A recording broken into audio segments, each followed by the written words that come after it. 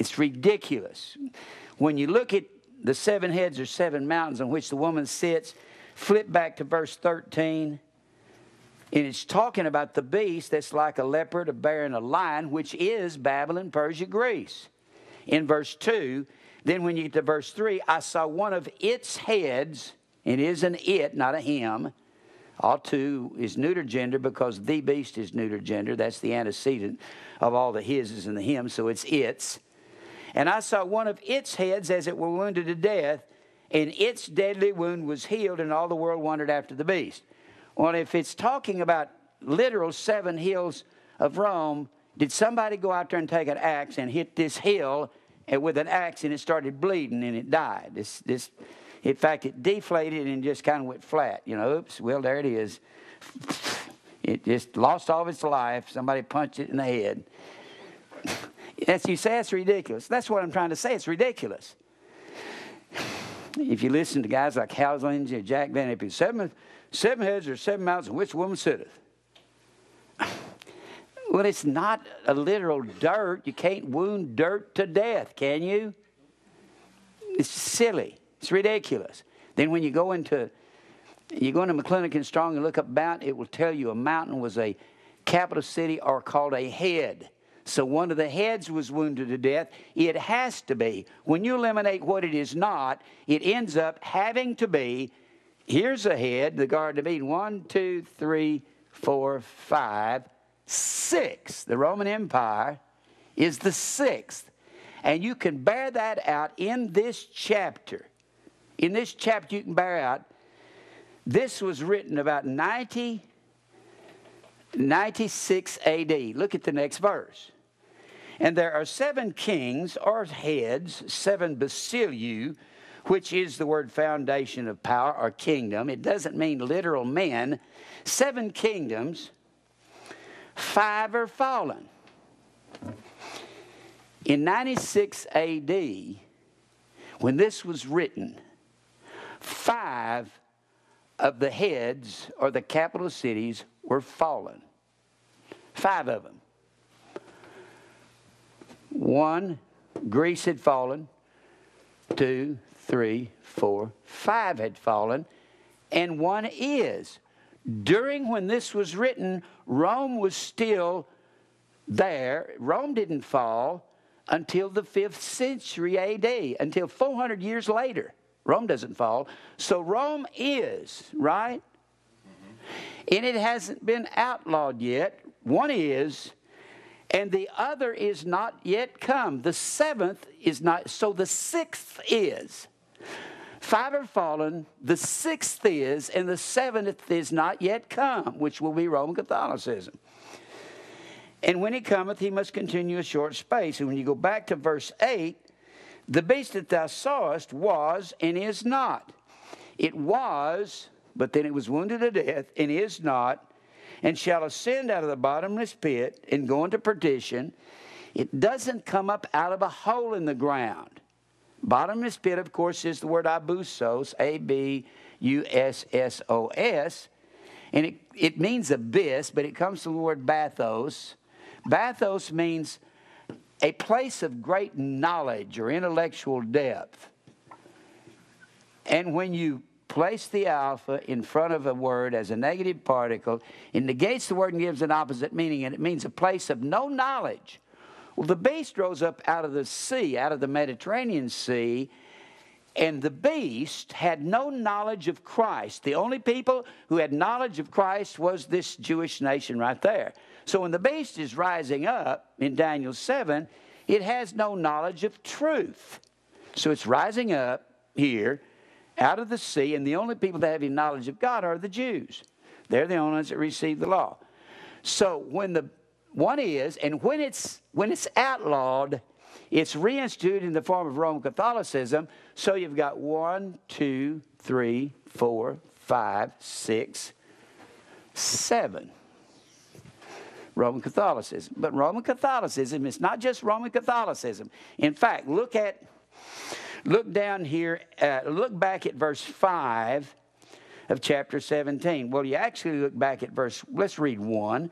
There came one of the 7 angels which had the 7 vials. What are these 7 angels? Huh? Messengers. Okay. But what are they?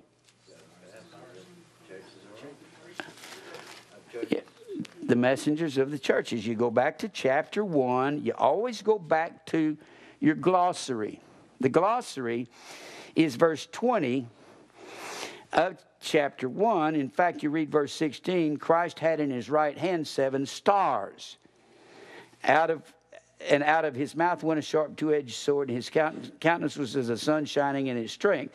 When you look at verse 20, and the mystery of the 7 stars which thou sawest in my right hand and the 7 candlesticks.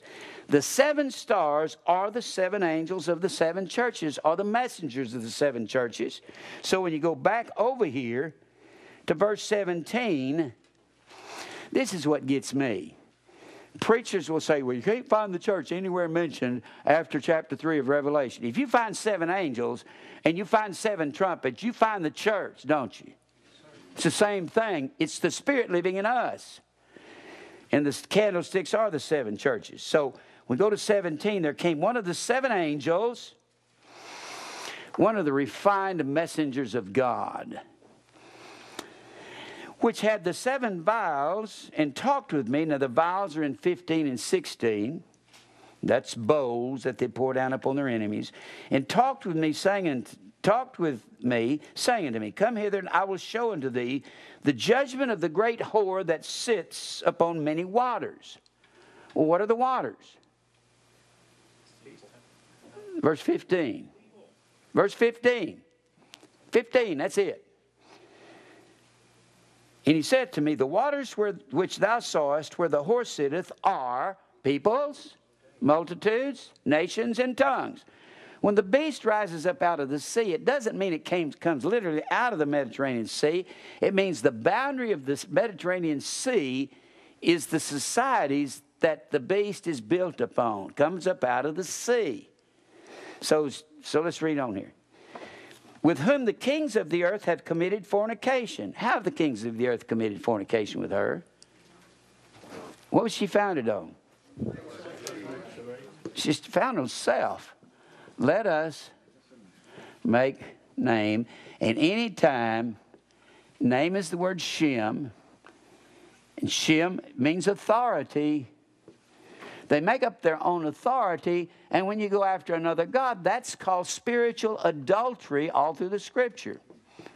In fact, when the Bible says, you adulterers and adulteresses, know ye not that friendship with the world is enmity against God?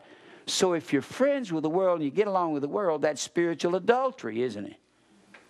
You're interacting with the world when you're supposed to be separating from them.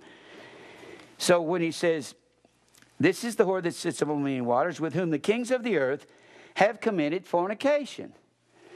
They simply commit fornication simply by deserting God and going after self-doctrine, what man wants. That would be Baptists and Church of Christ and Pentecostals and Charismatics and Roman Catholics and Episcopalians and Presbyterians. We're in a state of adultery going on in the world today in the church. And the inhabitants of the earth have been made drunk with the wine of her fornication. The wine of her fornication is self, isn't it? So he carried me away into the spirit into the wilderness, and I saw a woman sit upon a scarlet-colored beast. And the woman is Babylon. Not just the Roman Catholic Church. Babylon was here long before Catholicism. Catholicism just inherited the mantle, and everybody puts their own little twist on it as they become in charge. Full of names of blasphemy, having 7 heads and 10 horns. And the woman was arrayed in purple and scarlet color, decked with gold and precious stones and pearls, having a golden cup in her hand full of abominations and filthiness of her fornication. It's all self, whatever you want to get involved in. Whether it's sexual perversion, whether it's money or things or stuff or power and applause or recognition. Or just making up your own doctrine, and we'll call our God Jesus, and we'll call him Jehovah, and we'll live the way we want, make up our rules, change the law. And upon her forehead was a name written, Mystery, comma, Babylon the Great, the mother of harlots, the mother of porneia, P-O-R-N-E-I-A, And that word means idolatry. Now, here is how they commit fornication, is by idolatry, which is the word E-I-D-O, L-O-L-A-T-R-E-I-A. It comes from latruo and ido. It means to serve what you see. So when you serve what you put in your eyes and your ears, covetousness, you're involved in spiritual adultery. You pull away from God. When all you do is think about you and what you can get and have in this world, then you're an adulterer. And then he says, I saw the woman drunken with the blood of the saints and with the blood of the martyrs of Jesus. Well, how is that? Well, they killed the martyrs, they killed the saints, they killed the prophets because they didn't like what they said. That's really simple language here. And when I saw her, I wondered with great admiration, and the angel said unto me, Wherefore didst thou marvel? I will tell thee the mystery of the woman and of the beast that carrieth her, which hath the 7 heads and 10 horns. And then he says, the beast is the beast that was and is not, and he rises up out of the place of no knowledge. And he says, the mind that has wisdom, the 7 heads or 7 mountains or 7 capital cities on which the woman sits. And you've counted them off right here. 1, 2, 3, 4, 5, 6, 7. Romans the 7th, and there'll be an 8th at the end of time, and it'll be of the 7, and it'll go into perdition. And I keep saying it might be Washington, D.C. The 8th head may be. Boy, I tell you what, we're fitted for it, don't we? Then he goes on to say, 7 kings, 5 are fallen. That would be in the garden, Babel, Persia, Greece. In the garden, or then Babel, then Babylon, Persia, Greece. Those 5 are fallen, and 1 is, and the other is not yet come. So the 6th one is, and the 7th isn't come yet because Roman Catholicism hasn't started yet. And the beast that was, it is not, even he is the 8th.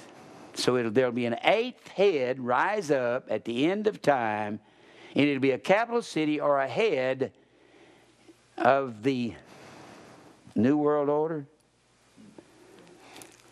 of a new era, a new system. They're talking about that right now. They're saying we're at the end of our road as far as what we can hoe anymore, that you can't do this anymore in America. It looks like democracy and the Republic of America is going to end, and that all the nations of the world are going to have to come together into one collective group and try to have peace and get along. That will be, a new world order will be nothing but a continuation of the beast. The new world order will probably be the 8th. And I believe we're headed for it.